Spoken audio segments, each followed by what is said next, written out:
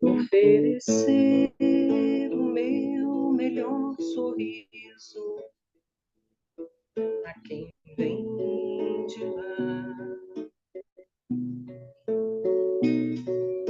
fazer o bem enquanto eu puder, ter a plena consciência de que para tropeçar na vida basta estar de pé, não desanimar, depositar igualdade por onde eu passar, deixar a fraternidade em minha alma morar, incentivar a alegria, poesia, ir além, ser a diferença na vida de alguém. Vamos plantar as sementes de um mundo melhor, fertilizar o terreno para os nossos que vêm e gotejar esperança na seca da dor. Seja você mais um elo também. Vamos plantar as sementes de um mundo melhor,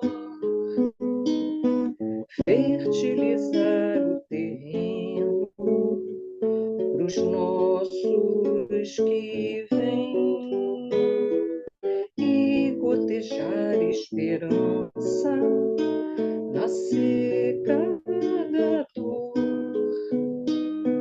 Seja você mais um elo também nessa corrente do bem.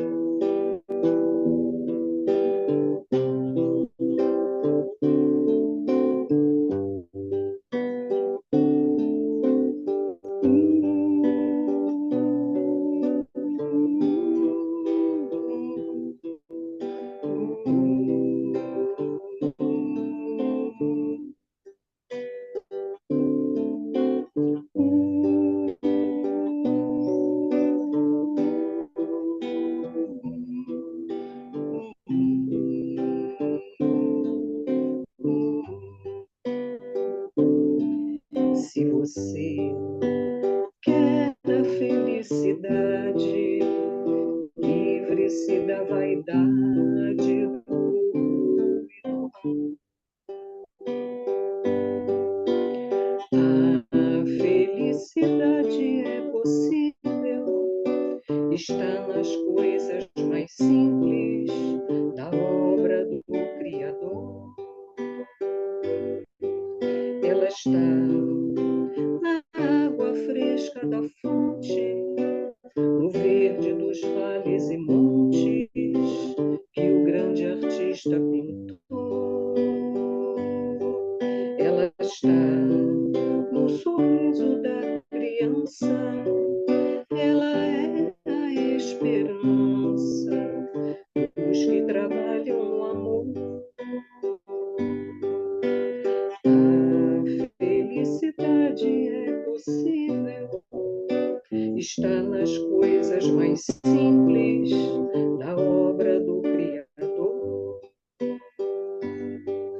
Ela está no cantar de um passarinho, no lar feito de carinho e na está te esperando no caminho. É só seguir direitinho tudo que o mestre ensinou. Ela está no cantar de um passarinho, no lar feito de carinho e na beleza da flor. Ela está te esperando no caminho.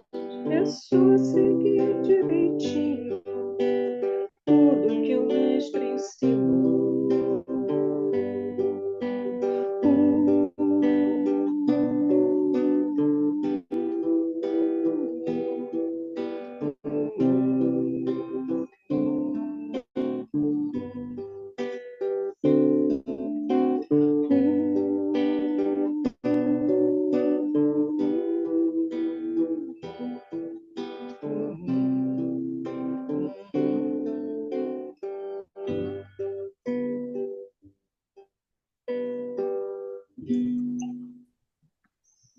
Bom, meus amigos, boa tarde, sejam todos bem-vindos. Hoje nós estamos aqui com uma visita que ó, chegou agora de surpresa, está reclamando do calor, mas então, Glorinha, eu pedi a você hoje para começar com a prece e a página. Tá bem, querida. Jesus, querido amigo, divino mestre, eis-nos aqui, Senhor, iniciando mais um ano do estudo dessa obra, que os nossos benfeitores possam nos envolver, nos amparar e estar conjunto conosco nesta jornada por mais um ano. Então, agradecemos muito a espiritualidade que está sempre nos incentivando e agradecemos também a todos os amigos do plano físico que conosco compartilham, né, esse momento de reflexão e essa oportunidade de aprendizado. Então, Senhor, gratidão hoje e sempre, que assim seja. Acho que esse livro eu tenho, já esqueci. O 45. Então, a lição do Linha de Luz é a lição 46, Crescei. Antes crescei na graça e no conhecimento de nosso Senhor e Salvador, Jesus Cristo. Segunda Epístola de Pedro, capítulo 3, versículo 18. A situação de destaque preocupa constantemente a ideia do homem. O próprio mendigo, esfarrapado e faminto, muita vez permanece orgulhoso na expectativa de realce no céu. Habitualmente, porém, toda ansiedade, nesse particular, é propósito mal dirigido, objetivando o crescimento ao inverso. Não seria propriamente o ato de se desenvolver, mas de inchar. Nessa mesma pauta, muitos aprendizes irrequietos pleiteiam altas remunerações financeiras, favores do dinheiro fácil, elevação aos postos de autoridade, invocando a necessidade de crescer para maior eficiência no serviço do Cristo. Isso, contudo, quase sempre é pura ilusão. Materializadas as exigências, transformam-se em servidores rodeados de impedimentos. O Mestre Divino, que organizou a vida planetária ao influxo do Eterno Pai, possui suficiente poder e, para a execução de sua obra, não se demoraria à espera de que esse ou aquele dos aprendizes se convertesse em especialista em determinados negócios do mundo. O crescimento a que o Evangelho se reporta deve orientar-se na virtude cristã e no conhecimento da vontade divina. Aprenda cada um a sua parte, na esfera de nossos deveres com Jesus. atenda ao programa de edificação que lhe compete, ainda que se encontre sozinho ou perseguido pela incompreensão dos homens. E então estará crescendo na graça e no discernimento para a vida imortal. Bom, então acho que essa aqui é mais uma página, né, que Emmanuel vem nos advertir, né, que nós estamos sempre buscando, quando não buscamos reconhecimento no mundo, né, a gente busca as riquezas, né, aqui ele fala em remunerações, altas remunerações financeiras, favores do dinheiro fácil, elevação aos postos de autoridade, e, e a gente coloca uma desculpa, né, para nós mesmos de que esse crescimento nos tornaria mais eficientes, né, para atividades mais voltadas ao nosso crescimento espiritual. Então, o Emmanuel vai dizer, né, que isso é por ilusão, né? Ele diz que isso, essa ansiedade, né, que ele até enumera aqui, fala do próprio mendigo, né, que no fundo, muitas vezes, ele, com a sua, vamos dizer, pobreza, né, extrema, talvez ache que em outro plano ele seria reconhecido como alguém, né, que não tem as benesses financeiras do mundo, né, e com isso haveria algum tipo de reconhecimento. Então, o Emmanuel vai mostrar, né, que tudo isso é ilusão, a gente sabe que é, né, e ele diz mais, ele diz que materializadas as exigências, né, transformam-se em servidores rodeados de impedimentos, né? Eu acho que quanto mais a gente consegue amealhar, né, eu acho que mais vontade de desfrutar do mundo a gente tem, né? E quase sempre isso nos atrapalha, né? Às vezes nas situações que a gente precisa dar conta, né? E eu não digo só situações na casa espírita, nos templos, não, mas na próprio seio da nossa família, né? Às vezes, uma família que conta com dificuldades materiais tem oportunidades muito mais oportunidades de estreitar laços, de crescer, né, com exemplos, do que às vezes a abastança, né? É, então, aqui ele fala, Jesus não está, seria ridículo, né? Jesus estar à espera de que a gente se convertesse em especialista de determinados negócios do mundo. Quer dizer, Jesus estaria esperando que a gente se tornasse, né, expert nisso, naquilo, ou que tivesse abundância material para, né, para sair de nós mesmos, né, em direção ao outro, né?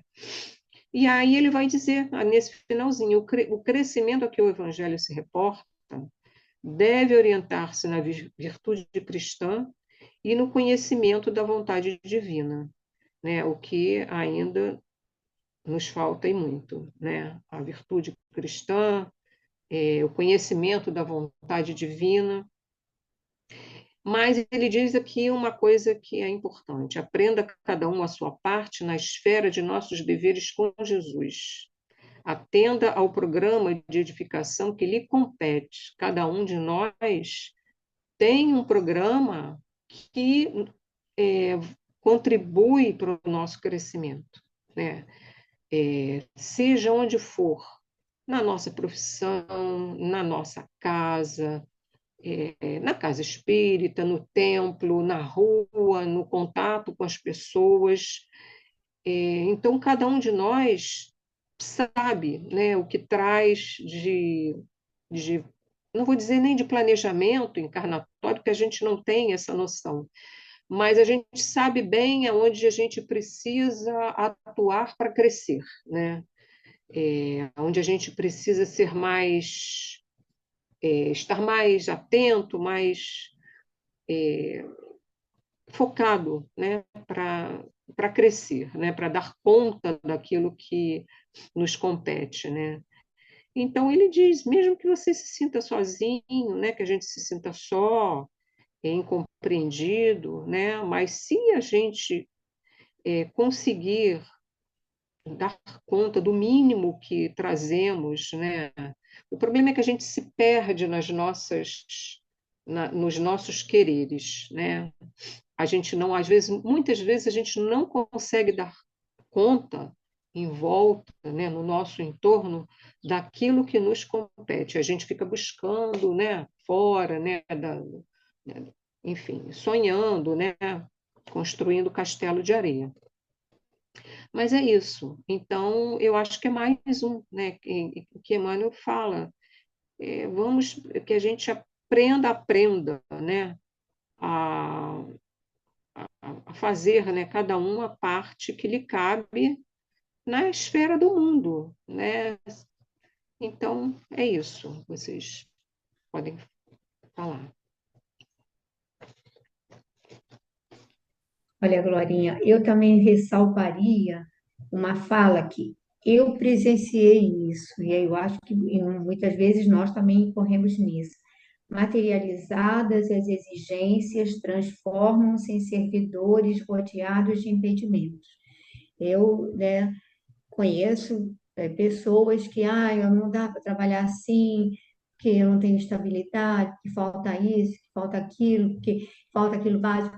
Aí você vê que a espiritualidade promove o suprimento dessas É, lacunas que a pessoa diz que são essenciais.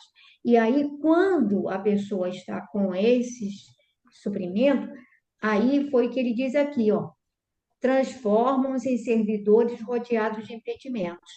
Aí a pessoa tem tudo que precisava para se dedicar, porque é o que a pessoa pleiteava para se dedicar, mas aí, exatamente como você falou, surge uma série de facilidades, surge uma série de outras coisas, e aí a pessoa tem outros impedimentos. Materializadas as exigências, transformam-se em servidores rodeados de impedimentos. E tem uma página de Emmanuel, num desses livros que a gente vê muito, que ele diz que a gente tem que agradecer por termos dificuldades. Porque enquanto nós estamos lutando com as adversidades que nos cercam, nós estamos focados. Quando a facilidade nos alcança, quando a coisa está maremansa, a gente entra nesse processo de acomodação, de preguiça, não é? Somos menos ativos quando estamos com a vida muito tranquila, correndo tudo muito tranquilamente, somos menos ativos do que quando estamos assim, acicatados, assim, como diz, catucados com os nossos aguilhões. Então, que a gente possa, como eles diziam a Paulo, que ele não recalcitrasse contra os aguilhões, eu acho que está válido para todos nós, né? Também, né? Ainda tem um minutinho, se alguém quiser fazer alguma colocação, quer fazer alguma colocação, Rose? Isso é muito interessante, porque ano passado foi um ano hiper, mega intenso, e era muito interessante que toda vez que ia ter o estudo, entrava a gente no laboratório, ia o orientador, e muitas vezes eu só escutava. Então, assim, eu estava no meu máximo para poder estudar, para poder fazer. Então, eu acho muito interessante essa página, porque o ser humano é fraco, né? O ser humano, qualquer coisa, ele vai encontrar um empecilho para não fazer, para não dar, né? Para não esgotar. Eu acho que a gente está iniciando o ano com uma página perfeita, né? O que está nos impedindo de ir para frente? Então, eu acho que a gente tem que começar a reavaliar. Se a gente vê pessoas que não enxergam, que não escutam, que não andam e estão esforçando para fazer, então acho que a gente já está na vantagem quando a gente escuta, quando a gente enxerga e quando a gente pode caminhar. Verdade. Bom, então vamos começar com 50 anos depois.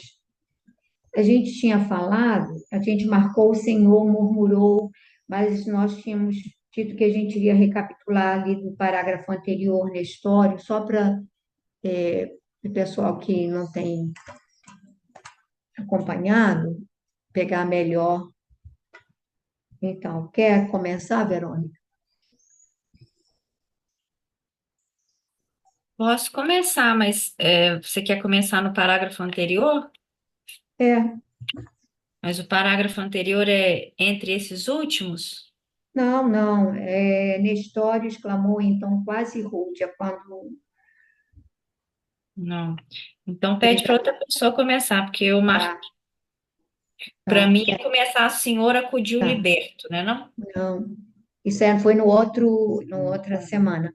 Pode começar então, Rose. A Rose vai dar uma começada. Nestório exclamou em tom quase rude: sabes da simpatia que sempre me inspiraste, mas se nunca te supus cristão e conspirador, muito menos chegaria a pensar que pudesses ter engendrado um homem como esse. Como vês, não posso intervir a favor de ambos. Certas árvores morrem, às vezes, pelo apodrecimento dos galhos. Vim aqui para socorrer-te, mas encontrei uma realidade intolerável para o meu espírito. Destarte, preferirei esquecê-los antes de tudo. Senhor, murmurou ainda o liberto, como se desejasse reter a sua amizade, pedindo-lhe perdão para morrer com a certeza de que o tribuno lhe havia reconhecido sincero agradecimento. Euvídio Lúcio, contudo, lançando a ambos um olhar contrafeito, ajustava a toga para retirar-se quanto antes, exclamando impulsivamente: é impossível. Dito isto, deu costas aos prisioneiros e, chamando os dois guardas que o acompanhavam, retirou-se apressado, enquanto os dois condenados alongavam o olhar para fixar-lhe o porte firme e austero e aguçavam o ouvido para escutar os seus derradeiros passos nas lajes da prisão, como se percebessem, pela última vez, a esperança que os poderia reconduzir. E me perdi. É isso mesmo, que os poderia reconduzir à liberdade. Nestório sentia-se sufocado, mas a nuvem de suas lágrimas como que se rompera para atenuar-lhe as amarguras, enquanto Ciro lançava aos pés, Se lhe lançava, se lhe lançava. Ciro se lhe lançava aos pés, beijando-lhe as mãos a murmurar.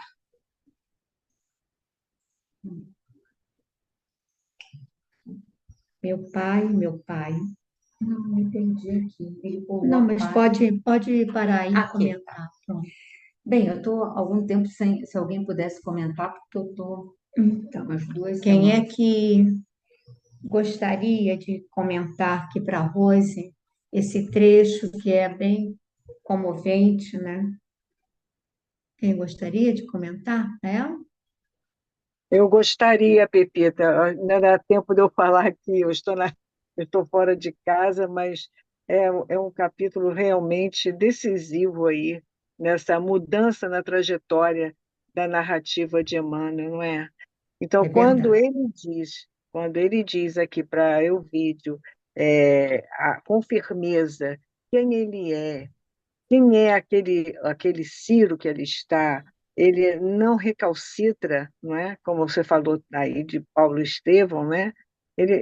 Pelo contrário, ele reafirma que o Ciro é o filho mesmo e o vídeo é implacável, não é? Dentro das condições que ele traz, tanto morais quanto a própria situação do meio em que ele reencarna, para ele isso é impossível, mesmo tendo todo o histórico daquele homem, não é, que tanto auxiliou suas filhas, a sua família, sempre sem nenhuma uma má conduta, pelo contrário, não é? E apenas pelo fato de ser cristão e ali estar, ele não abre mão de jeito nenhum. Mas eu acho interessante aqui aquela trajetória de progresso desse espírito de Emmanuel, né? Como Nestório. Ele está preocupado aqui, não assim, claro que não é nada importante para ele, agradável, ele ser morto ali e o filho também. Então, isso mostra aqui. Mas o fato, ele está preocupado de o vídeo ter certeza de que ele é agradecido a ele, de que ele não tem a dúvida da gratidão por tudo que ele fez, pela libertação dele, pelo trabalho que ele teve no lar, né, do próprio vídeo, e até junto a ele, nessa parte administrativa, vamos dizer assim. Então, mais do que nunca, ele está preocupado em agradecer. Já mostra o nível, não é, moral a que atingiu Nestório essa passagem. Para mim ficou muito marcado isso. Muito bem, Sandrinha. Eu acho também, assim, que me choca é a maneira, quer dizer, de qualquer maneira, está ali um homem, ele continua digno, ele continua com toda aquela nobreza e humildade, e aí ele simplesmente é pai, ele tem o Euvídio tem duas filhas, ele é pai também, então o outro é pai, e ele intercede, pede pelo filho, e ele simplesmente diz, sabe, sabe da simpatia que sempre me inspiraste, mas nunca te supus cristão e conspirador. Muito menos, diz aqui foi a parte pior, muito menos chegaria a pensar que pudesses ter engendrado um homem como esse. Como vês, não posso intervir a favor de ambos. E ainda reforça: certas árvores morrem às vezes pelo apodrecimento dos galhos. Ou seja, o ciro seria um galho podre, e aí eu acho assim, essa fala de uma indiferença assim terrível. E aí, mesmo com tudo isso que a Sandrinha já reforçou, mesmo assim o Nestório quer deixar claro que ele continua agradecido. Ele continua agradecido. E aí ele fala antes na fala, né, Sandra, que ele seria grato eternamente. E nós vemos a distância que há entre o Nestório e o Elvídio Lúcio, e a gente vê que esse Nestório Emmanuel continua tutelando ao longo dos séculos essa família. Ele foi realmente grato eternamente, porque ele continua até hoje tutelando essa família. A gente viu, né, esse grupo próximo a Chico, então a maneira com que ele tutelava, você pode dizer assim, nossa, mas é muito privilégio para essa família, aqueles 2 cultos semanais, um atendimento quase que pessoal, individual àquela família, como eles davam espaço para que o Ney e o Lúcio passasse aquelas mensagens em todo o culto para o filho, que são verdadeiras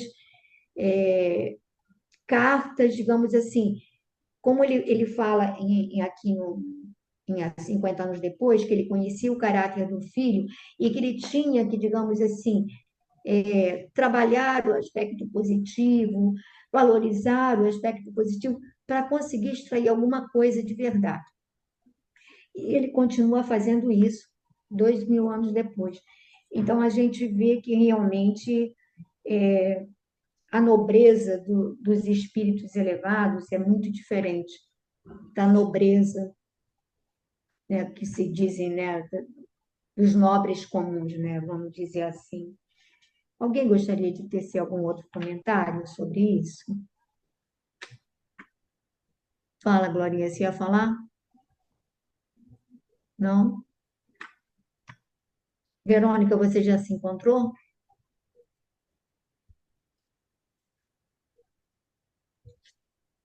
É, então, meu pai, ambos desejavam retornar ao sol claro da vida, sentir as emoções da natureza, mas o ambiente abafado do cárcere asfixiava.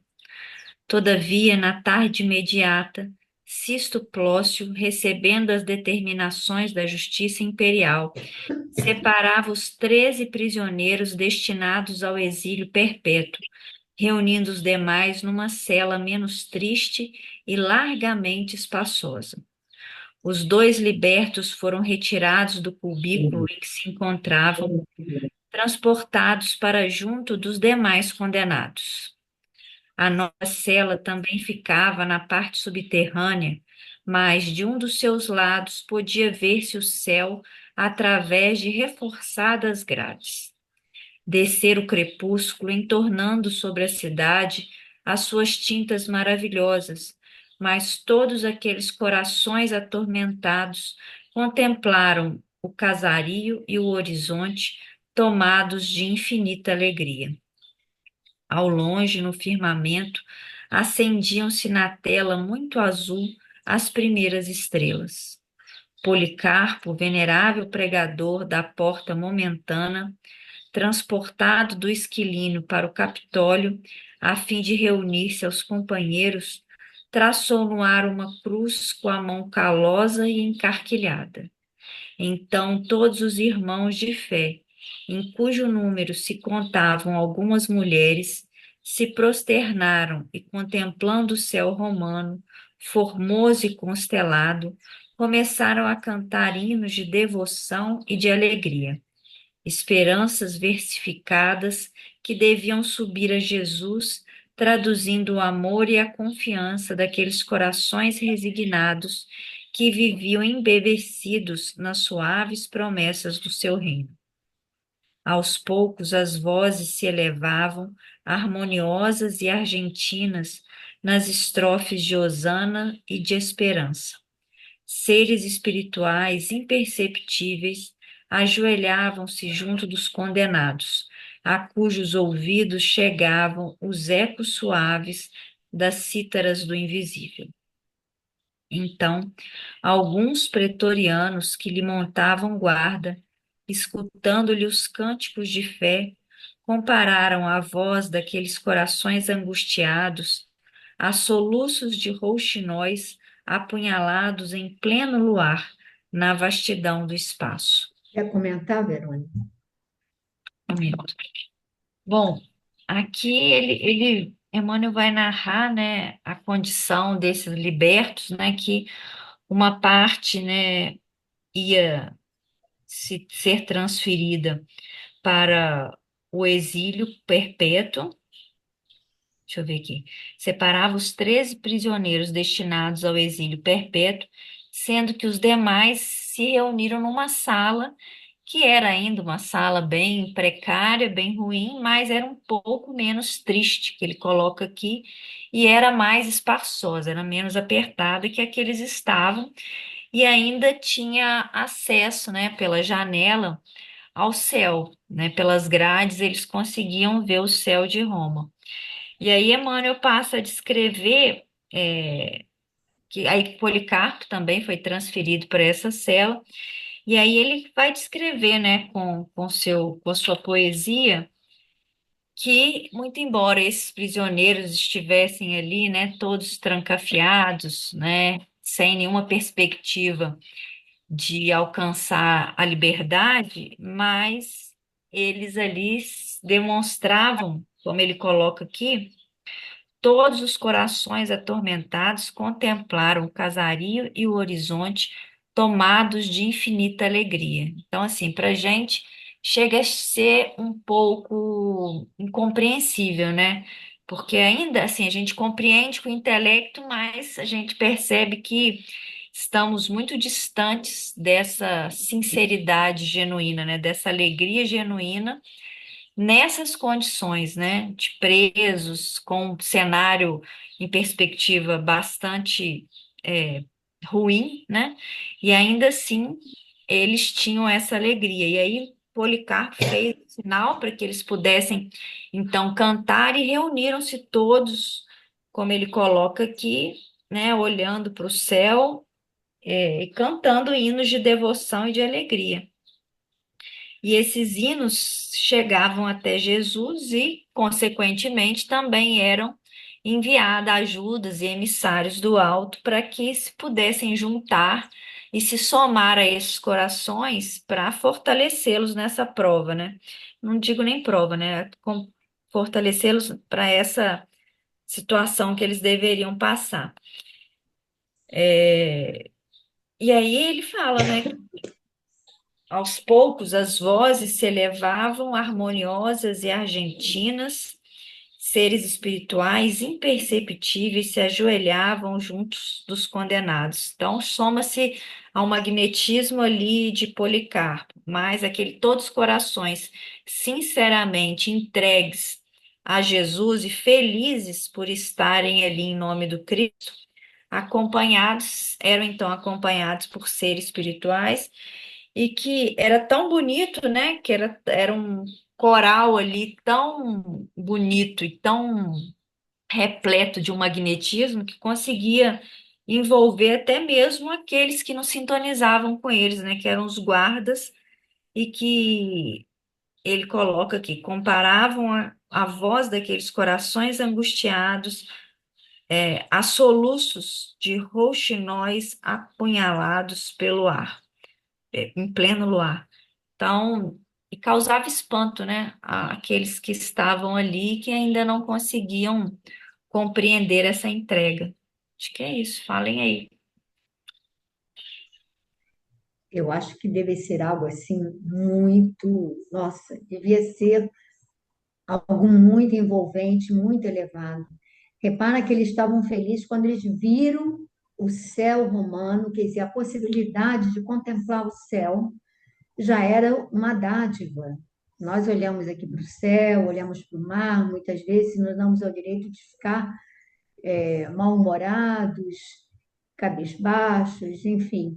E eles ali estavam valorizando a possibilidade de ver o céu e também a chegada de Policarpo realmente foi assim um diferencial. Repara que eles se posternaram, né, eles se reverenciaram e começaram a cantar, algo assim que não foi pedido, não foi ensaiado, algo espontâneo mesmo.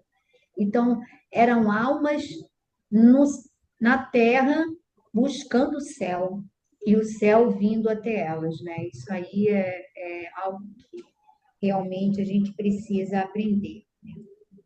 Mas são corações que já sabiam servir, né? Mas alguém gostaria de falar alguma coisa? Não? João, quer ler um pouco? Posso ler? Enquanto os prisioneiros aguardam o dia reservado ao sacrifício, acompanhemos nossas personagens no desdobramento de sua vida cotidiana. Depois de uma visita a Tibu, Hélio Adriano certificou-se do valioso concurso de Ovídio Lúcio às suas caprichosas edificações, convidando-o a visitá-lo com a família, a fim de lhe testemunhar o seu reconhecimento. No dia aprazado, com exceção de Célia, que não podia dissimular o seu abatimento, compareciam ao ágape que o imperador lhes oferecia, o tribuno e a sua família, acompanhado de Caio Fabrícios e Fábio Cornélio. Adriano os recebeu com amabilidade extrema, versando as palestras da tarde sobre os mais variados assuntos atinentes à vida social e política do império. Em dado instante, após as libações habituais, Adriano dirigiu-se a Elvídio Lúcio nestes termos: meu amigo, o principal escopo do meu convite é agradecer-te a preciosa colaboração prestada aos meus planos em Tibur. Francamente, as tuas realizações excederam a minha expectativa mais otimista. Obrigado, Augusto, respondeu o patrício emocionado e satisfeito.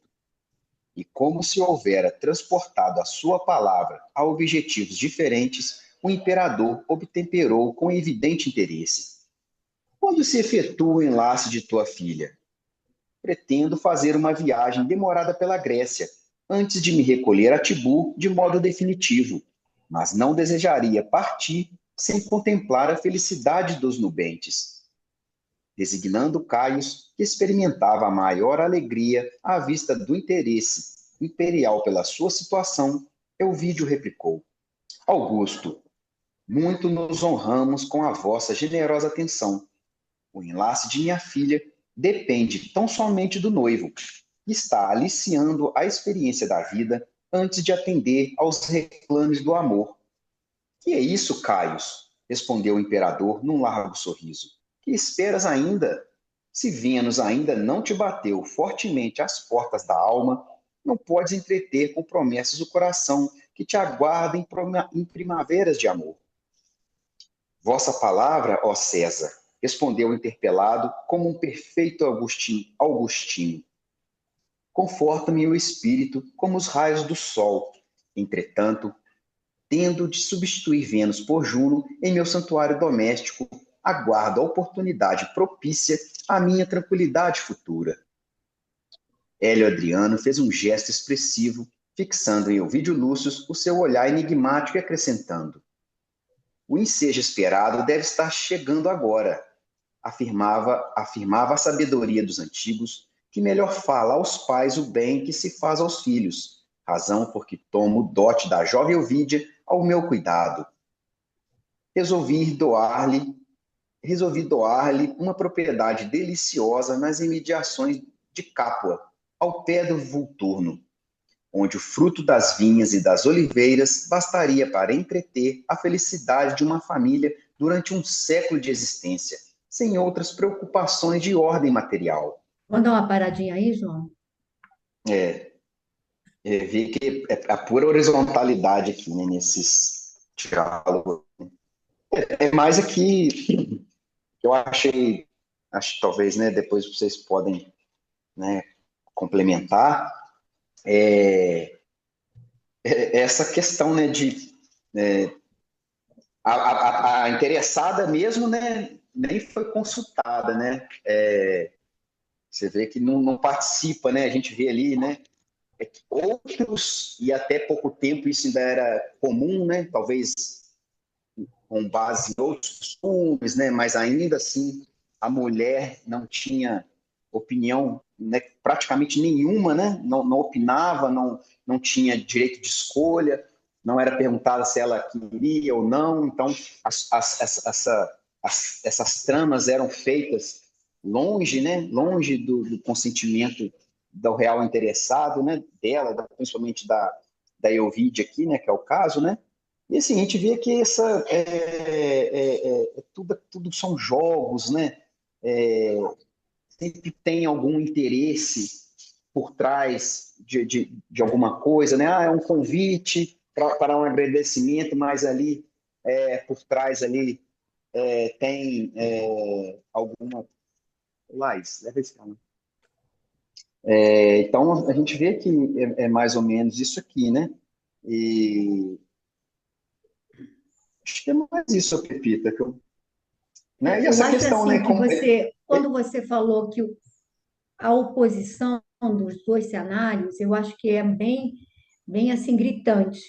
Aparece a Né? situação da prisão, onde eles não têm absolutamente nada, estão reclusos esperando a morte, não é? Reclusos esperando a morte, sem conforto algum. Imagino que devia ser um ambiente fétido, porque imagina, eles não havia Isso. sanitários, não havia a cela era para tudo, e eles estavam alcançando esferas sublimes e sendo envolvidos por vibrações sublimes dentro daquela condição de total precariedade.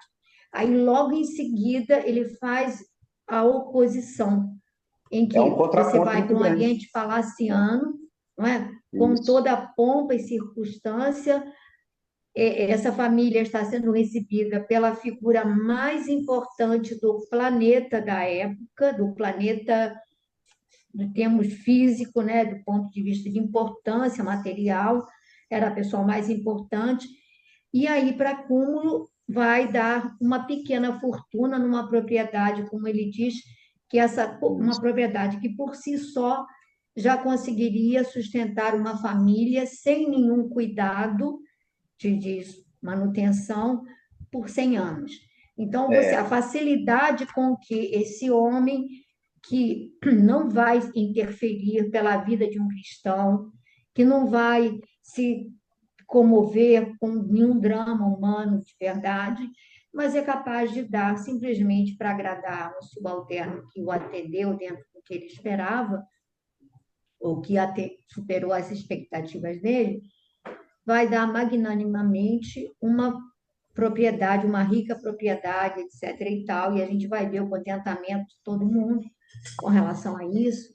E aí a gente vê que, inclusive, a filha que não vibra com eles nessa frequência, né, de curtir a sociedade, de curtir os benefícios que a sociedade oferecia à condição deles, que era a Célia, ela não é levada, porque ela iria denegrir o ambiente.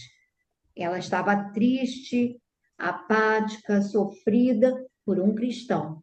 Então, era como se fosse alguém da família que tivesse uma doença perigosa que tem que ser mantida reclusa.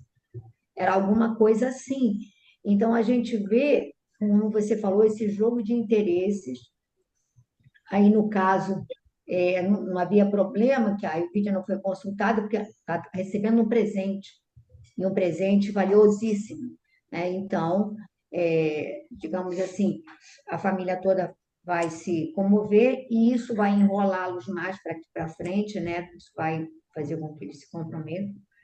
Mas, Então, Pepita, esse confronto de Emmanuel é bem... Ele faz de propósito para a exatamente. gente... Mas eu acho que ainda pior ainda é a situação do Elvídio. Mais que a do imperador, que já nasceu, às vezes, em condições, né, e que nem se percebe, porque o imperador não frequenta ambientes, não tem essa percepção que o Elvídio teve a oportunidade de ter, né, e com pessoas, e com pessoas ali, que, por exemplo, né, o caso do Nestor, que era para ele uma pessoa muito cara, que conviveu com ele, e ele esteve lá no local, né, esse contraponto do Emmanuel foi perfeito, porque o Elvídio Luz esteve lá na prisão. Ele ouviu o apelo do Nestório, ele viu as condições subhumanas em que eles se encontravam, e logo em seguida eles estão numa situação totalmente de 8 a 80. E ali você vê que a pessoa, ainda a dureza, né, o orgulho, não tocou ele, de fazer ele ver assim, meu Deus, olha a situação que a minha filha vai estar, nós estamos, e olha a situação que eu acabei de presenciar, né, não se comoveu, aquilo não chamou atenção, não tocou, né? E quer dizer, né, é coisa assim muito impactante, né? Alguém mais gostaria de tecer algum comentário sobre esse confronto de realidades? Mas veja bem, a realidade ruim, péssima, dolorosa, sofrida, é aquela que vai trazer, certamente, todos aqueles prisioneiros estavam com a alma plena. Havia um sentimento em todos eles de plenitude, porque eles estavam abastecidos. Eles não tinham nada, nada, nenhuma perspectiva, nem de vida, de nada. Mas eles estavam com a alma vibrando numa frequência elevada, eles não estavam no mundo. E os outros que estavam lá, com toda a pompa e circunstância, eram pessoas que traziam muitas inquietações, muitos tormentos íntimos. Então, aí a gente, nesse confronto, é que a gente, né, vai ver, tem a ver até com a página inicial que a Glorinha também leu, né? Alguém mais quer falar alguma coisa? Lore, você está querendo falar? Achando que a Lore está querendo falar ali, então. Não? Ninguém? Não? Solange, você quer ler mais um pouquinho?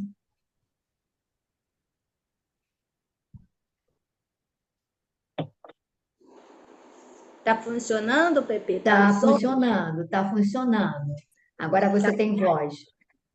Eu vou ler, aí depois você fala, comenta, tá bom? Porque tudo bem, as pessoas podem comentar.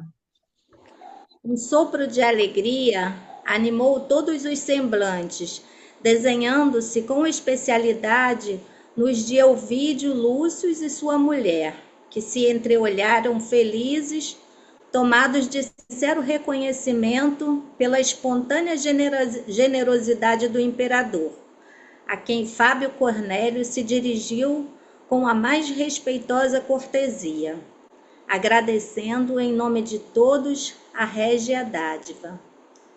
Caio Fabrícios, não podendo conter a sua alegria, apertou as mãos da noiva, exclamando: depois da palavra de Fábio, queremos confirmar nosso reconhecimento à vossa magnanimidade. Ó Augusto, vossa lembrança expressa a generosidade e o poder do Senhor do mundo. E já que depende de mim a fixação do matrimônio, marcá-lo-emos para o mês próximo, como vos apraz. Todo o nosso desejo é que nos honreis com a vossa presença, porquanto, em face de vossa paternal proteção, sentimos que os deuses nos abençoam e guiam. Sim, ponderou Adriano pensativo. No mês vindouro, pretendo realizar minha última viagem pela Itália e pela Grécia.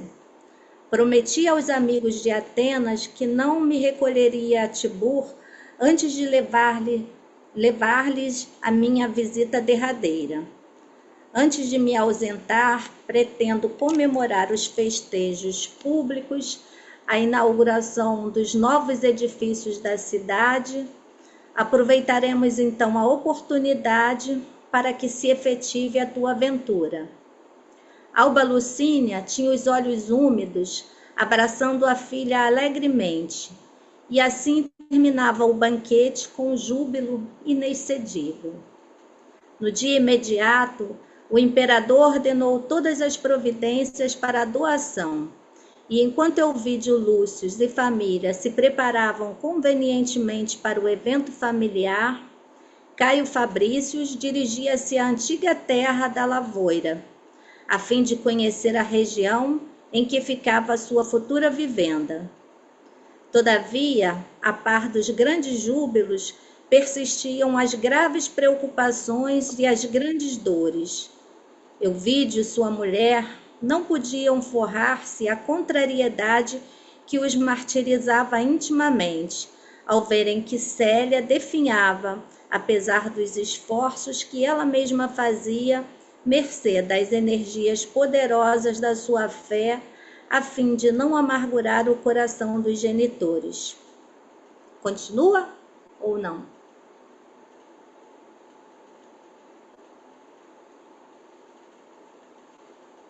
Pode ler o próximo parágrafo.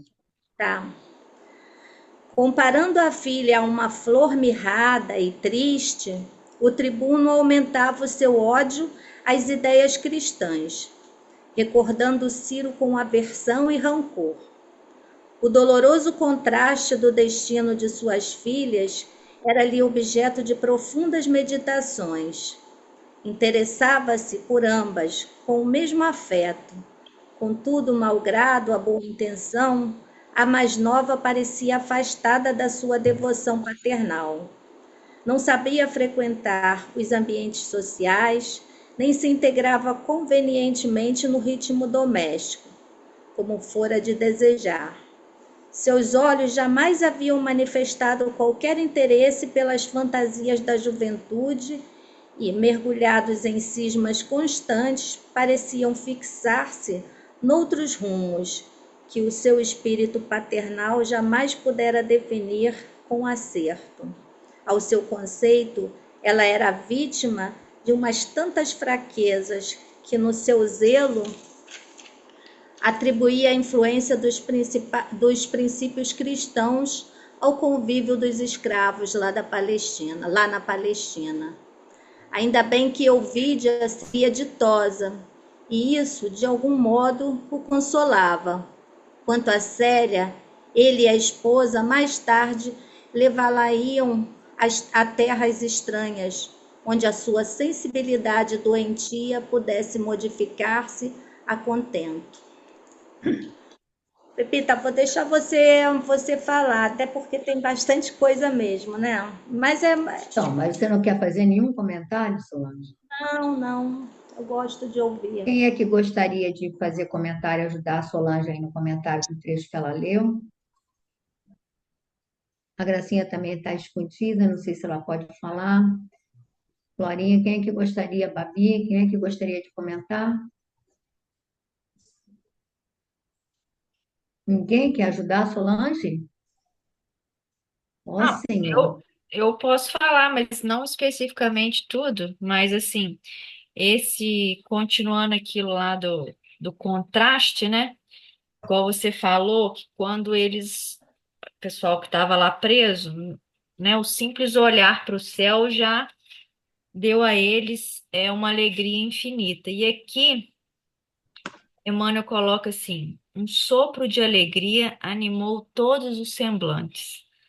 Ou seja, né, com essa doação, digamos assim, eles receberam um sopro de alegria, né, que não se compara com a alegria anterior, porque a alegria anterior ele coloca como infinita, esse ele coloca como um sopro só. Eles tinham tudo, né?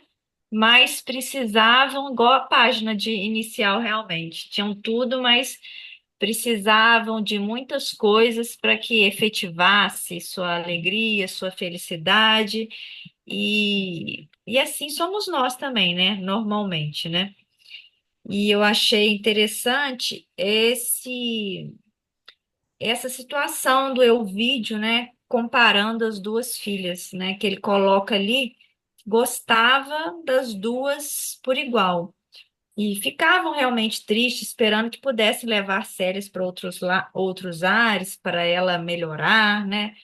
Porque ela, no entender dele, estava, né, sendo influenciada, um pouco dementada, digamos assim, pelas ideias cristãs.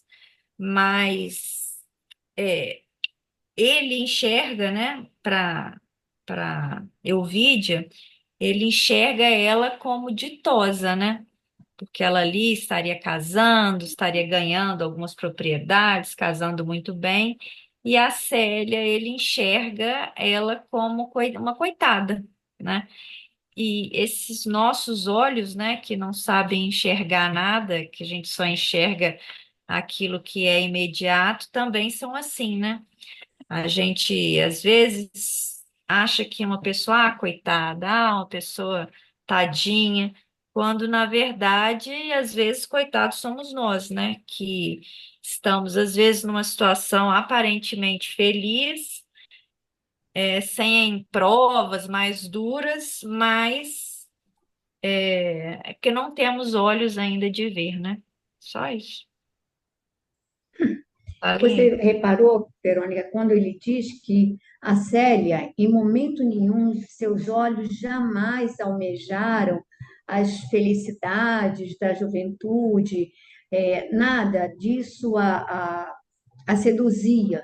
Então, eles não conseguem compreender porque eles vivem para os valores do mundo, eles vivem para o prestígio. Esse Fábio Cornélio, o avô, gente, ele vive de aparências, de poder, o que, que vai poder mostrar para aquela sociedade.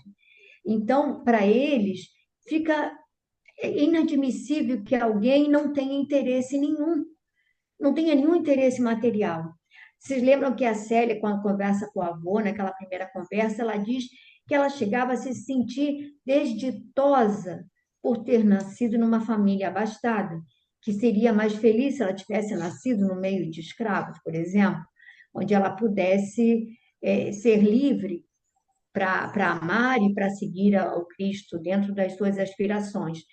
E aí, para ela, eu fico imaginando o sacrifício que é para um espírito que está na vanguarda nascer entre nós, porque nós não nos entendemos.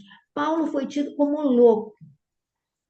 A família, ele morre, a irmã vai visitá-lo na prisão, leva o sobrinho fica impressionado com o tio, pelo magnetismo, pelo vigor, etc. e tal, mas não consegue entendê-lo. Ele é considerado Um louco. Como é que alguém joga tudo que seria a riqueza no mundo para o alto para se tornar um artesão? Artesão era um operário, pegando aqueles couros extremamente mal cheirosos, levando eles no lombo. Lembra que lá em Tauro ele saía e as pessoas o apontavam como alguém que estivesse dementado. Era uma pessoa de família de posses distinta, e ele estava ali carregando, fazendo um trabalho que era considerado, antigamente, esses trabalhos eram considerados, digamos assim, para pessoas do povaréu, não eram pessoas ilustres, não trabalhavam.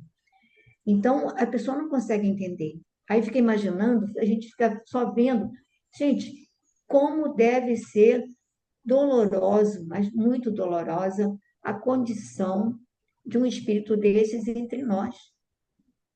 Não deve ser fácil, né? Estou gostando de ver o céu, né, Gracinha?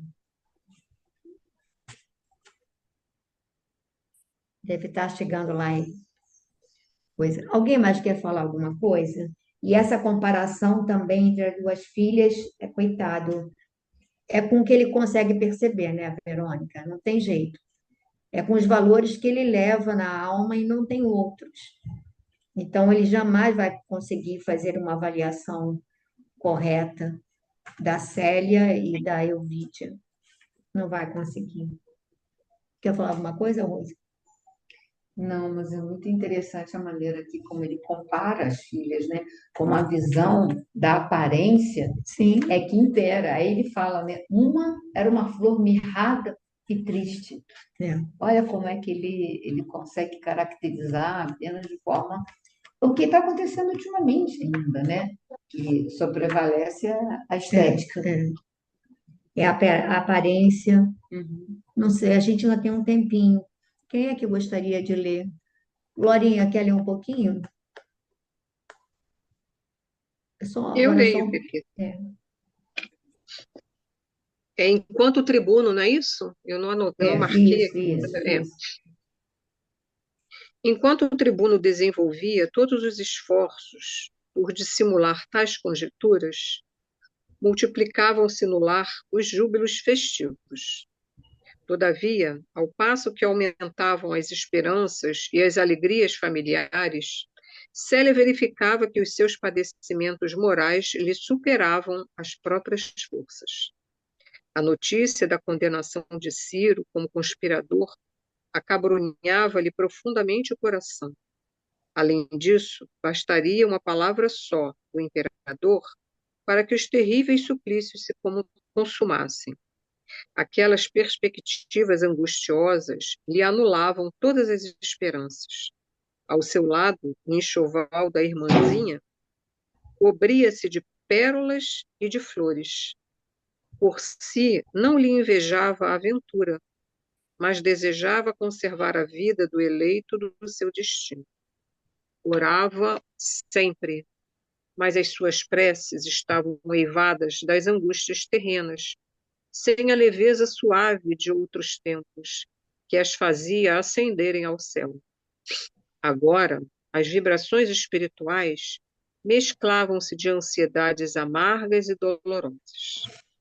Desejava ver Ciro, ouvir-lhe a palavra, saber da sua boca que o seu coração continuava forte e resignado diante da morte, a fim de que a sua alma aurisse ânimo na coragem dele. Mas não podia pensar nisso. Os pais não lhe consentiriam nunca. Tão penosas reflexões foram-lhe invadindo o cérebro, enfraquecendo. Em poucos dias, o organismo não se mantinha de pé. Todavia, Alba Lucínia, com o bom senso que lhe caracterizava as iniciativas, lembrou a conveniência de transportá-la para o Aventino, onde se trataria convenientemente junto do velho avô e de Márcia, que a adoravam. Aceito o alvitre, Neio Lúcio veio buscá-la pessoalmente com paternal solicitude. Em sua casa, a jovem melhorara do estado febril que tanto a debilitava. mas o singular abatimento moral zombava de todos os cuidados do venerável ancião, que inventava mil modos de restabelecer a alegria da netinha adorável. Quer dar uma paradinha Certo? aí, Glória? É, podemos parar, né? Por causa do tempo. Bom, é, então agora ele vai focar aqui na angústia da Célia, né? No desânimo, né? Que ela está atravessando, né? E é, aí aqui fala que a Célia, os seus padecimentos morais lhe superavam as próprias forças, né? Ela, toda o foco dela, né, naquele momento, era a ansiedade de salvar, né, o Ciro, de que ele conseguisse é, ser ser liberto, né? Porque ela fala que uma palavra só do imperador bastaria para que os terríveis suplícios se consumassem, né? Então ela sabe que ele ali está dificilmente sairia daquela situação, né? E também vai mostrar, né, que ela, apesar de toda essa angústia, ela não tinha um pingo assim de inveja da irmã, né? Ela não desejava ter o que a irmã tem, não almejava ter o que a irmã está tendo, né? Ela só queria que o Ciro pudesse viver, né? E o que eu achei também interessante aqui é que o Emmanuel vai falar das preces, né, dela, que agora já não tinha a leveza, né, dos outros tempos, que essas preces chegavam, né, ao céu, vamos dizer assim, né? Aí fala, agora as vibrações espirituais mesclavam-se de ansiedades amargas e dolorosas. Aí a gente vê, né, o que é a nossa, o que é nós, né, a vida, né, na carne, né, porque mesmo aqueles espíritos que são mais nobres, né, que têm outras qualidades, né, morais, se elas penderem, não é, para as questões mais pessoais, né, para as angústias pessoais, para as dores pessoais, elas como que, né, parece que tem se esvanece, né, todo aquela, aquele ardor, né, da prece, da sua conexão com o mundo espiritual, né? Então, aqui ela estava tão angustiada, porque diz que até o organismo dela, ela nem conseguia ficar de pé. Então, ela estava se consumindo fisicamente, né, pela questão lá do Ciro, e isso também atrapalhava essa conexão, né? Porque aqui diz que ela, olha só, ela queria que a alma dela pudesse aurir ânimo na coragem dele, né? Então ela ainda precisava, né, de alguém que a sustentasse, vejo assim, né, que a sustentasse também na sua fé, né? Ela tinha ele como vamos dizer, uma um amparo, né, espiritual, né? Mas aí depois aqui os pais vão mandá-la para a casa do avô, que é com quem ela tem mais afinidade, né? E ela já começa a dar uma melhora, né? É, do estado, né? Daquele estado, aquele abatimento todo, já não tem mais febre, coisa e tal, mas continua acabrunhada, né? Infeliz com a situação do Ciro, né? Ela, na verdade, ela nem está sofrendo porque, digamos assim, o sonho dela de uma jovem, né, de consumar aquele amor, né, é, está perdido para sempre, mas pela impossibilidade do Ciro ser liberto, sobreviver, né, viver, né? E, mas é isso, aí a gente vai ver aqui, né, que o avô vai, né, se confessar também cristão, coisa e tal, mas que ela, né, apresenta essa, essa angústia, né, essa, Florinha, essa parte é realmente a parte que a gente teria que, digamos assim, se debruçar mais, porque eu acho que quando ele diz assim, orava sempre, quer dizer, ela continuava orando, mas as suas preces estavam eivadas das angústias terrenas, sem a leveza suave de outros tempos que as fazia ascenderem aos céus. Então, as suas preces, no estado de equilíbrio, elas varavam o espaço é, e iam para as culminâncias. Agora, as preces estavam pesadas. Eu diria pesadas porque elas estavam eivadas das angústias, né? Agora estavam eivadas das angústias terrenas. Então, elas não conseguiam ascender. Então, ela não conseguia se alimentar. É isso que a gente fala sempre. Quando ela orava e você se abastece naquela oração, há uma permuta, você se nutre das energias superiores. Mas como a prece dela estava eivada de material da angústia terrena, ela queria ver o Ciro. O maior problema dela é que ela queria falar com o Ciro, queria ver, não era, a gente vai ver que não é nem só preservar a vida dele.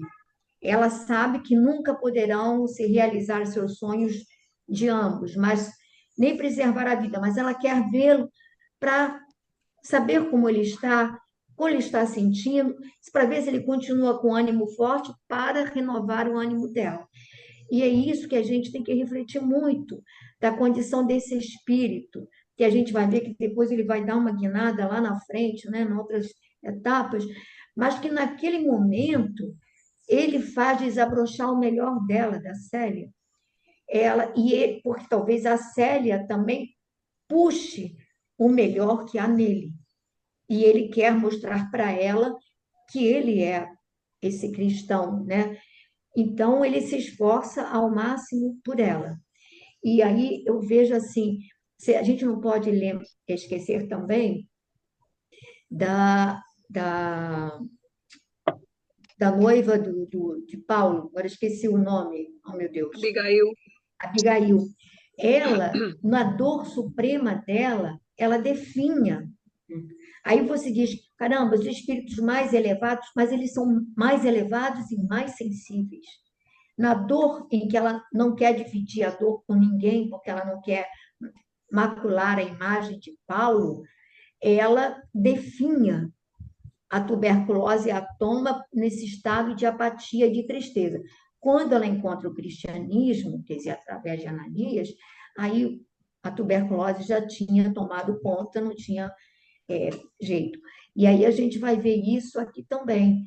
E de uma certa maneira, não vou dizer que consola, mas às vezes nós também deixamos que a ansiedade tome conta. Aí você diz, caramba, se um espírito como esse, num pois é, momento de dor suprema, é, digamos assim, mexido pelas ansiedades terrenas, bom, então quando a gente às vezes dá umas derrapadas, que entramos num processo meio ansioso, aí está dentro ainda tá dentro do esperado na nossa condição, acho eu, né? Aí eu acho que isso aqui seria um caso para a gente conversar mais, porque eu acho essa questão assim de vital importância para que a gente possa refletir sobre isso. Bom, aí a gente vai parar aqui aonde? bom, seria certo dia, né? Peraí, minha folha aqui. Ah, tá, certo dia. Certo dia.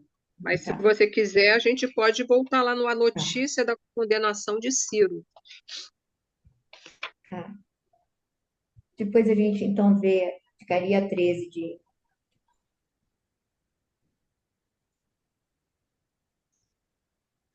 Vai tocar uma música pra gente, Flávia? Posso tocar?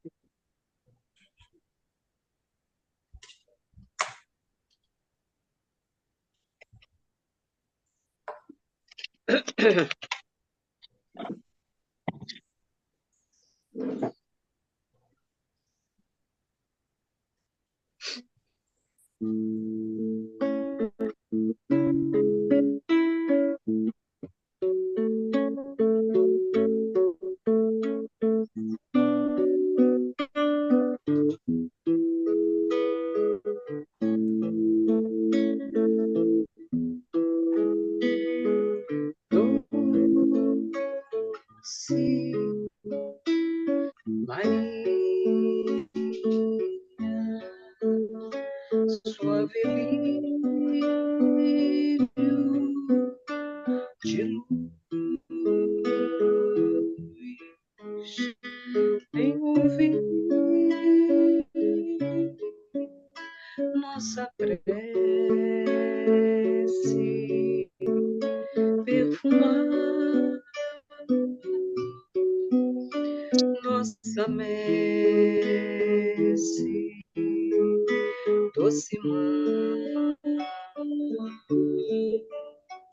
de Jesus.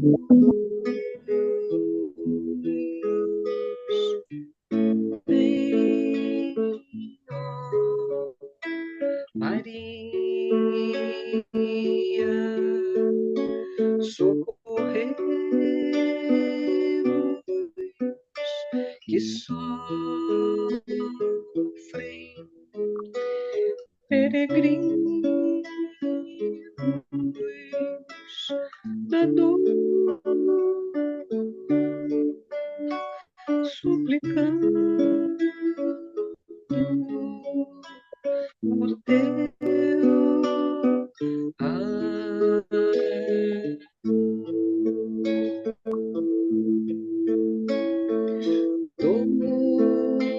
Doce Maria, cheia de graça, vem ouvir este hino, amparando os enfermos, teu manto divino,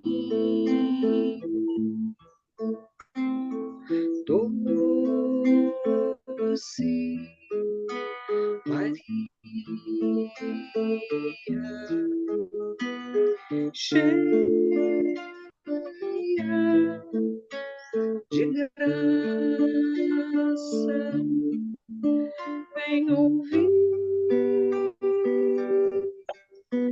este hino, amparando os enfermos, o teu manto divino.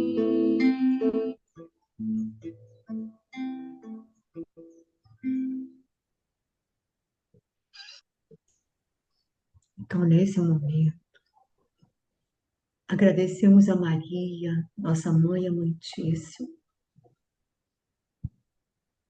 pela oportunidade que nos concede de nos reunirmos em seu nome, em nome de Jesus, para esses estudos.